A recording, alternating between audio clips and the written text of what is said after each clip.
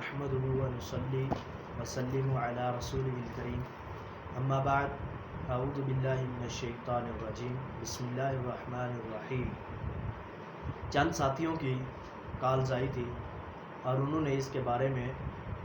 آگاہ ہونے کے بارے میں پوچھا تھا کہ نبی کریم صلی اللہ علیہ وسلم کے اوپر جادو کیا گیا تو آپ نے صلی اللہ علیہ وسلم نے اس جادو کا علاج کیسے کیا تھا۔ اللہ رب العزت نے اس جادو کے توڑ کے حوالے سے قرآن مجید کے اندر 2 صورتیں اولا نازل کر دی ہیں کہ جو بندہ بھی صبح و شام قل اعوذ برب الفلق قل اعوذ برب الناس ان صورتوں کو 3 مرتبہ پڑھتا ہے، رسول اللہ صلی اللہ علیہ وسلم نے فرمایا ایسا شخص کبھی بھی جادو کے شکنجے کے اندر نہیں آ سکتا۔ اور ہر نماز کے بعد جو بندہ ان صورتوں کو 2 صورتوں کو ایک مرتبہ تلاوت کرتا ہے، رسول اللہ صلی اللہ علیہ وسلم نے فرمایا ایسا بندہ بھی کبھی جادو کے شکار کے اندر نہیں آ سکتا، چاہے مخالفین جتنا بھی کرتے رہیں۔ اور ایک اور بات یاد رکھ لیجئے کہ جس وقت یہ جادو زیادہ عروج کے اوپر کیا جائے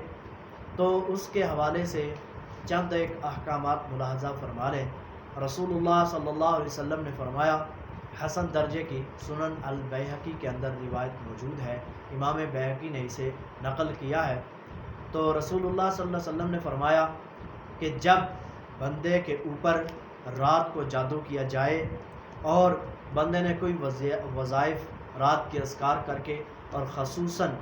آمن الرسول یہ دعا پڑھ کے نہ سویا ہو تو ایسے بندے کے اوپر رات کے اندر کیا گیا جادو اثر انداز ہو جاتا ہے۔